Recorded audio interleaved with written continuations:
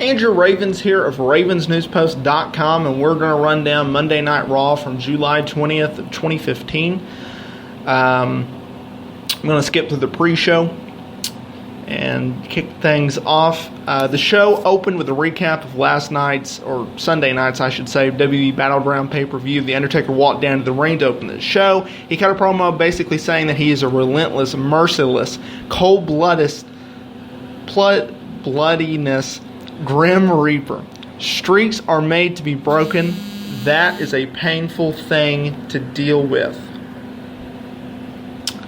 However, he went on, cut a promo about Lesnar, basically saying, in the end, just like all living things, be it man or beast, you will rest in peace.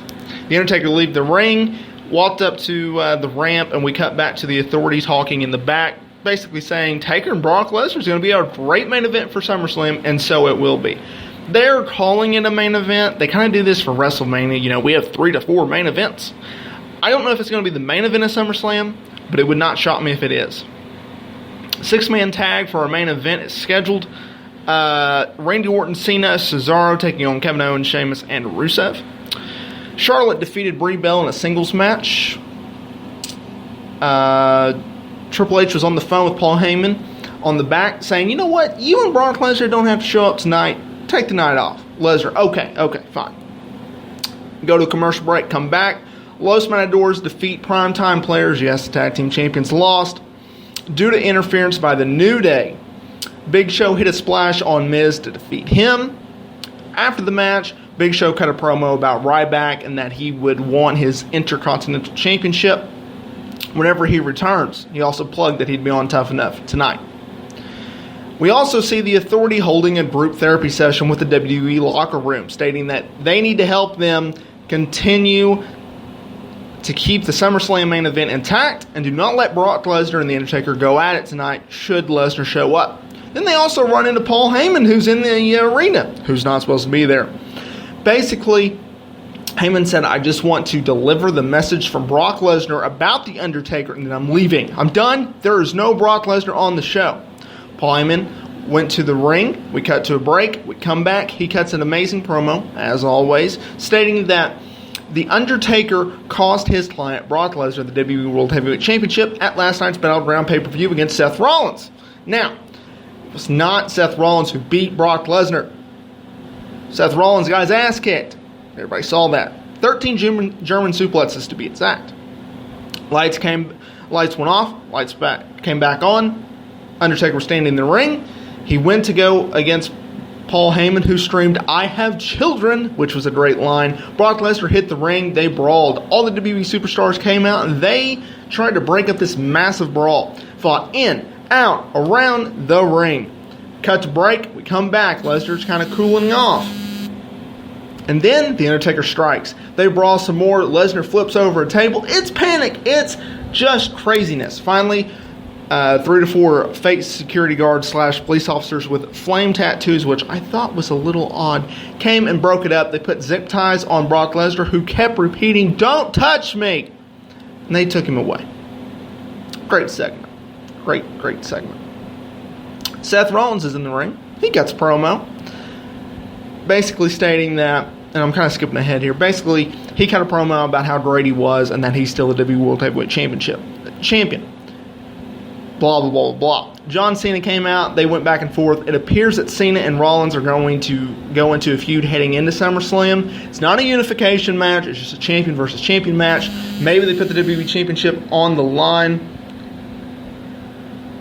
But who knows? Then we get Luke Harper versus Roman Reigns. Reigns defeated him after Bray Wyatt interfered, causing a DQ. Dean Ambrose was at ringside. They hit a big brawl after the match. Once the brawl was over, Dean Ambrose and Roman Reigns cleared the ring, called it a segment.